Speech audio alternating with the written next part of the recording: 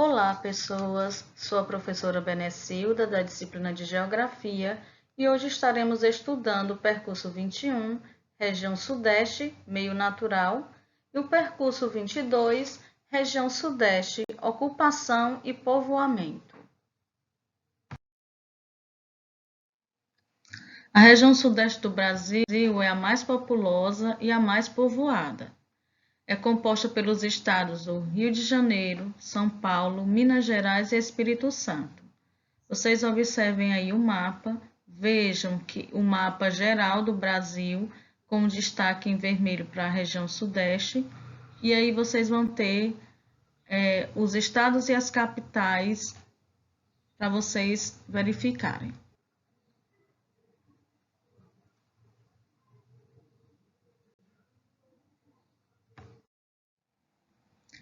Em relação ao relevo, nós vamos ter em destaque os planaltos e chapadas da Bacia do Parnaíba, Serra do Atlântico, Leste e Sudeste, planaltos e serras de Goiás, Minas, planaltos e chapadas da Bacia do Paraná, depressão sertaneja e do Rio São Francisco,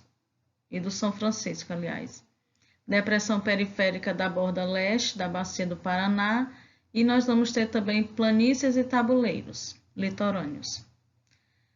O traço marcante do relevo vai ser o conjunto de serras com topo arredondado.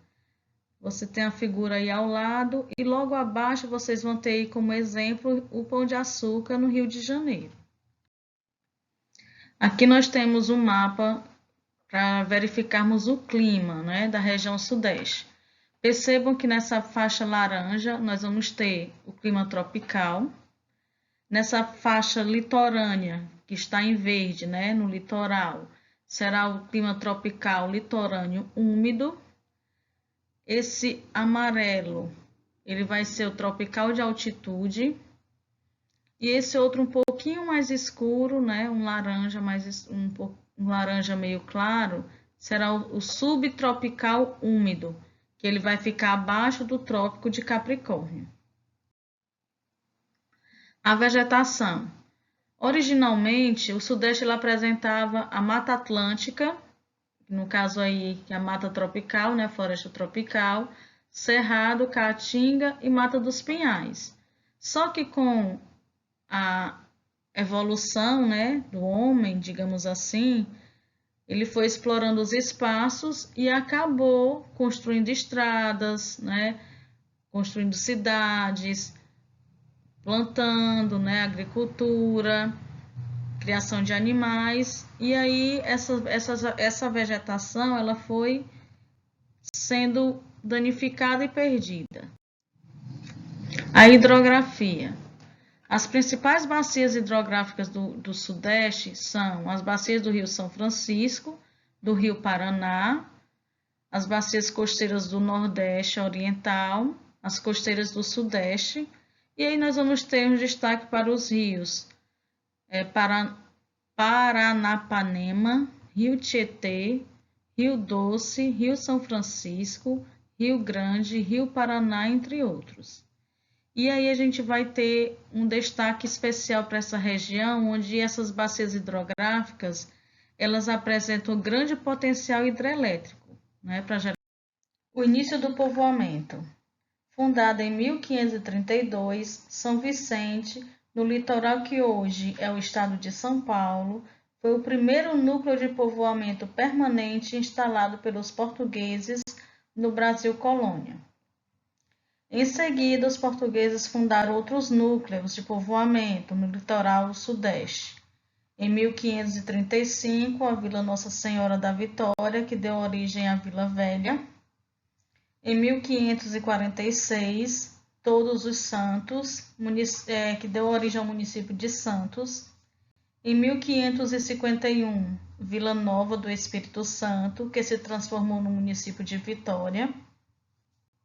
Em 1565, São Sebastião, que se transformou no município do Rio de Janeiro.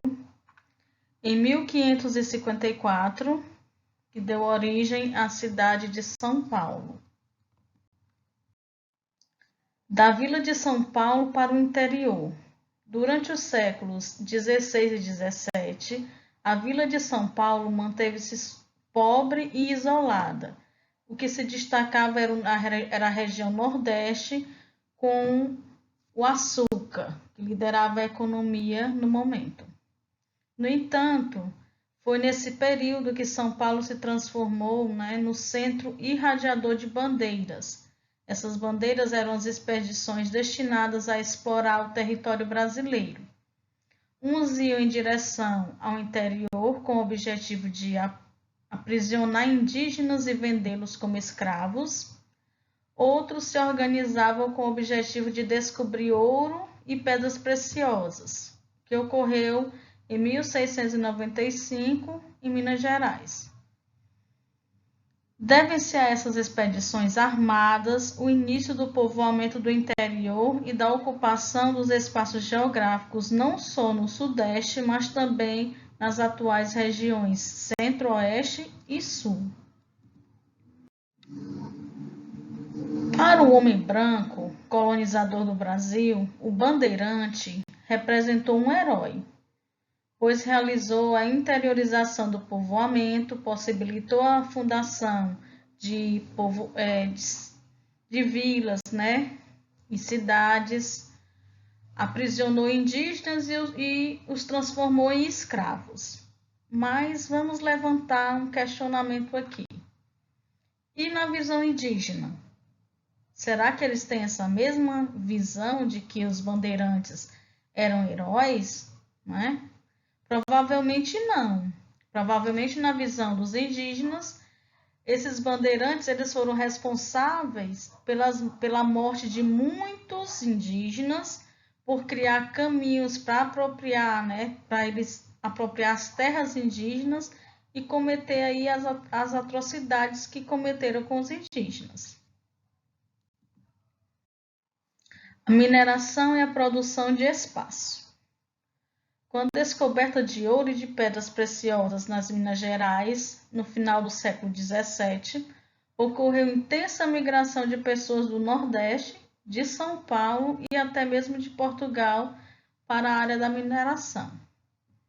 A região de Minas tornou-se então a principal área econômica do Brasil colônia no final do século XVII e parte do século XVIII. A atividade mineradora nas Minas Gerais deu origem a vilas que se transformaram em cidades.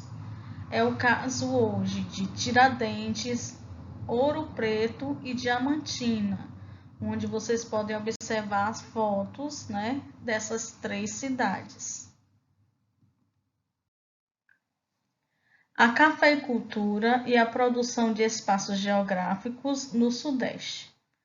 Com o declínio da atividade mineradora, a coroa ela precisava de um outro produto que levantasse, agaranhasse fundos, ganhasse dinheiro. E o produto encontrado aí foi o café. No entanto, as exportações de grãos de café começaram a crescer somente a partir de 1816 e pouco tempo depois, em 1822, o Brasil se tornou independente de Portugal. E aqui nós temos uma imagem da Vila do Café no interior de São Paulo.